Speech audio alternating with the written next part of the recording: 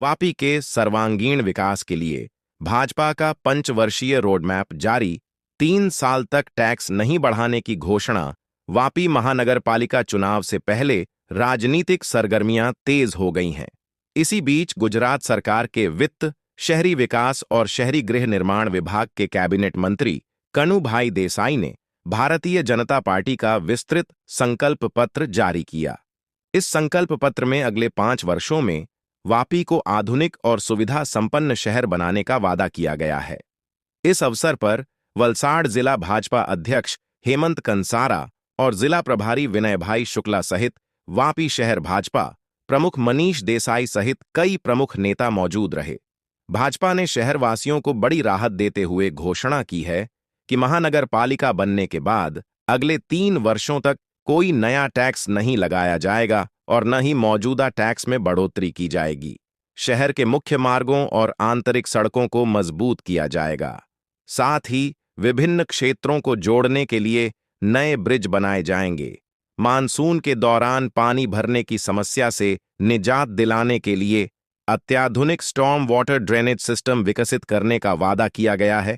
करीब 50 करोड़ रुपए की लागत से 120 बेड की अत्याधुनिक अस्पताल जल्द शुरू की जाएगी। शहर में पानी की समस्या को दूर करने के लिए नई पानी की टंकियां, संप और वाटर फिल्ट्रेशन प्लांट स्थापित किए जाएंगे। तालाबों का सौंदर्यीकरण, नए गार्डन और पार्क का निर्माण तथा शहर को स्ट्रीट लाइट से रोशन करने की योजना बनाई गई है। वापी को खेल कूद का केंद्र बनाने और ट्रैफिक समस्या से राहत दिलाने के लिए भी ठोस कदम उठाने की बात कही गई है। इस दौरान भाजपा के कई पदाधिकारी और स्थानीय नेता भी उपस्थित रहे। समग्र गुजरात જ્યારે જેને મિની વિધાનસભા ઇલેક્શન કહેવાય એવી ચૂંટણી પ્રક્રિયામાં આગળ વધી રહ્યું છે ત્યારે ચૂંટણી પ્રચાર પૂર વેગે ચાલી રહ્યો છે। વાપી મહાનગરપાલિકા બન્યા પછી આ વાપીનું પ્રથમ ઇલેક્શન છે, પરંતુ વાપીમાં વિકાસના જે કામો છે, વાપી મહાનગરપાલિકા બન્યા પછી 1 વર્ષની અંદર ઘણા બધા વિકાસના કામો થયા છે અને ઘણા બધા વિકાસના કામો પ્રગતિમાં છે। આપણે ખાસ કરીને જોઈએ તો પીવાના પાણી માટે નગરપાલિકા હતી ત્યારે જ આપણે ગોધરા ખાતે એક 45 MLD ફિલ્ટરેશન પ્લાન્ટની વ્યવસ્થા કરી હતી। એ પ્લાન્ટ ડુંગરા અને ચણોદ સાથે સાથે વધારાનું પાણી આપણા ચલાને પણ આપવામાં આવશે। આ પ્લાન્ટ 15 મેએ શરૂ થઈ જશે અને એના લીધે સમગ્ર વિસ્તારમાં પીવાના પાણીની સમસ્યા હલ થશે। સાથે સાથે આપણે જોઈએ તો પર્યાવરણ, વાપીમાં અંડરગ્રાઉન્ડ ડ્રેનેજ સિસ્ટમ સમગ્ર ગુજરાતમાં સૌથી સુંદર બની છે।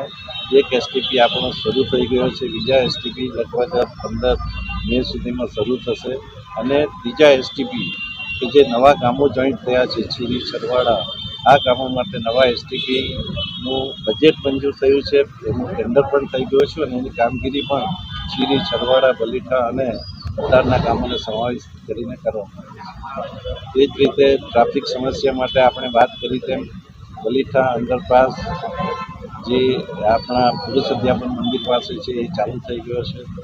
મોરાઈ અને જે ટાઈપના ઓવરબ્રિજ 15 મેની આજુબાજુ શરૂ થઈ જવાના છે।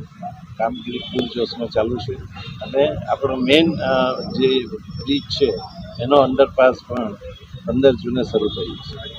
એ જ રીતે આપણે જોઈએ તો પર્યાવરણની દ્રષ્ટિએ વાપીમાં જે લેગસી વેસ્ટ છે, આપણે જાણીએ છીએ કે દરેક નગરપાલિકા અને મહાનગરપાલિકામાં લેગસી વેસ્ટ હોય છે।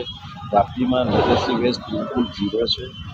પાલિકાના સર્વે કર્મચારીઓને પણ આ માટે હું અભિનંદન આપું છું અને ખાસ કરીને જ્યારે વાપી સ્વચ્છતા અભિયાનના સર્વેક્ષણમાં ગયું ત્યારે જે નવી મહાનગરપાલિકાઓ બની એમાં વાપીનો નંબર 1 હતો।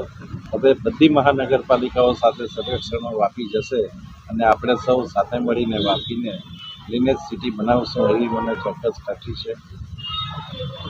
આપણે જોઈએ તો પાણી ભરાવાની સમસ્યા જે પહેલાંના વર્ષોમાં ઘણી બધી હતી। વાપી GIDCમાં બિલકાડીના લીધે GIDC વિસ્તારના ઘરોમાં 1st ફ્લોર સુધી પાણી આવતું હતું।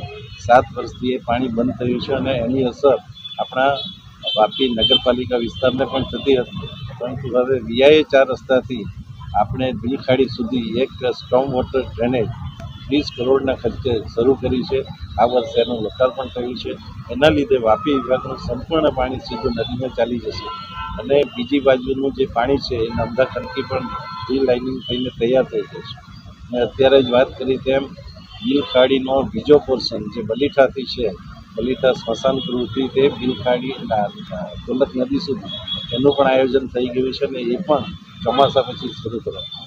ખાસ કરીને આપણે પેલું અને વેરાવળ ખાસ કરીને આપણે જોઈએ તો જે ઇલેક્ટ્રિસિટી સપ્લાય છે, આપ તો સૌ વાપીમાં રહો છો, વાપીમાં ઇલેક્ટ્રિસિટી સપ્લાય એટલો રેગ્યુલર છે કે આપણે ઘણા બધા અંડરગ્રાઉન્ડ કેબલિંગ કરી દીધું છે. જે આપણને સબસ્ટેશનોનો પ્રોબ્લેમ હતો, જલા ખાતે સબસ્ટેશન નવું અત્યારે જ આપણે લોકાર્પણ કર્યું, નામદા ખાતે સબસ્ટેશન છે અને નવું એક સબસ્ટેશન આપણે જીઆઈડીસી ખાતે મંજૂર થયું છે.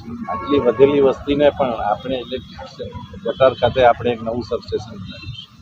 ખાસ કરીને માનનીય મુખ્યમંત્રીશ્રીએ જ્યારે મહાનગરપાલિકાઓ જાહેર કરી ત્યારે જાહેરાત કરી હતી કે નગરપાલિકા બન્યા પછીના 3 વર્ષ સુધી કોઈ પણ જાતનો વેરો વધારવામાં આવશે નહીં.